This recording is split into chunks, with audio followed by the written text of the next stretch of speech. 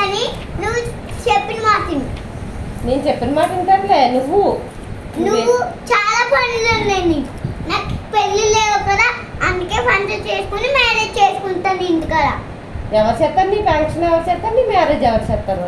నేనే చేసుకుంటాను కదా, మొత్తం అని డెఫరెన్స్ కార్డు చేస్తాను.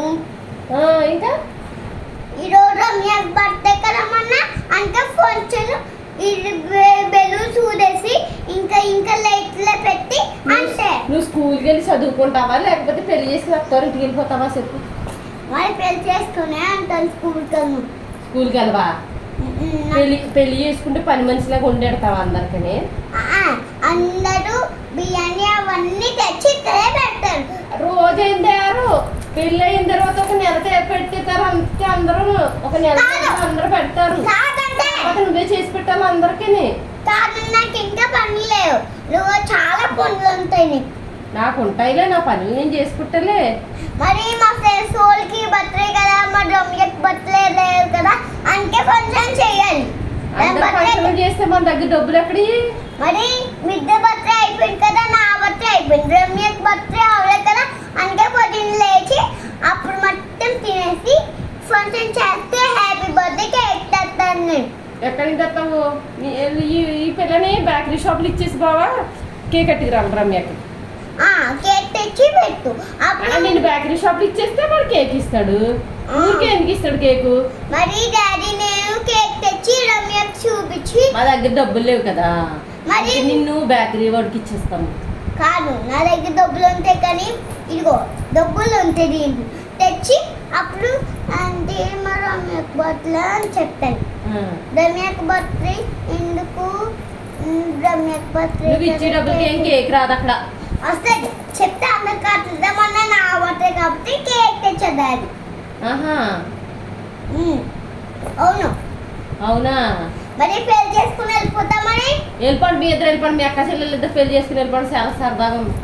ఇంకా పెద్దమ్మని ఇంటికాడ బోలన్ మ్యారేజ్ చేయలేదు. నేను చేస్తే ఫంక్షన్ అప్పుడు మ్యారేజ్. మీ అక్క పెళ్లి అలాగే చేసేద్దులే మీ పెద్దమ్మ. అప్పుడు ఫంక్షన్కి వెళ్ళి అండి. చదువుకోకపోతే పెళ్లి చేసేస్తే అక్కరింట్లోనూ బాగా నీ పనులు చేసి పెట్టాలి అందరికీ. అప్పుడు తెలుస్తుంది నీకు. అప్పుడు అయిపోద్ది బాగా. ఇక్కడ ఇక్కడ ఇక్కడ కష్టపడ్డారు, అప్పుడు అక్కడ అంత కష్టపడతారు. చెప్తా అన్న కావట్లేదా?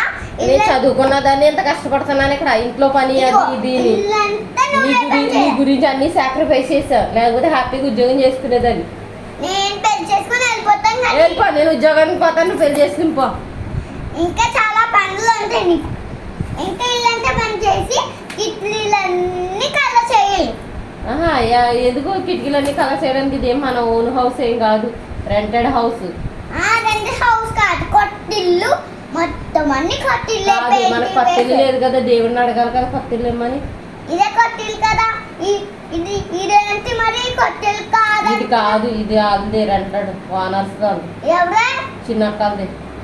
మన రెంట్ అంటున్నా, డబ్బులు ఇస్తున్నా. బుద్ధిదాన, ఇది మన ఇల్లు కదా, మరి మన ఇల్లు కాదు కదా. మన ఇల్లు బుద్ధిదాన, మరి మన ఇల్లు కాదు ఇది. మన ఇల్లు ఎక్కడ ఉంది? మన ఇల్లు మన నెగిటివ్ ప్లేస్ ఎక్కడ? నేదునూరు కాదు, చెప్తాను అట్లేదా. ఇది మన ఇల్లు. నీకు బుద్ధిదానుందా? అవన్నీ నీకు చాలా పనులు ఉంటాయి. ఇంకా నన్ను గోల్ గోల్ పెడతావు. నేను గోల్గా పెట్టేస్తున్నానా? నేను చాలా అల్లరి చేస్తున్నావు నాకు కోసం. నువ్వు ఫోన్ ఇట్లా ఆడుకోమంటే ముద్దు పెట్టుకో, అన్నీ పెట్టుకో, పెళ్లి చేసుకోమని చెప్తావు. పెళ్లి చేసుకోమని చెప్తున్నానా నేను? మరి పెళ్లి చేసుకుంటానని అన్నది నువ్వా నేనా? మరి మా ఫ్రెండ్స్ రావద్దా అని చెప్పినాను నువ్వు. మరి ఇంకా చాలా పనులు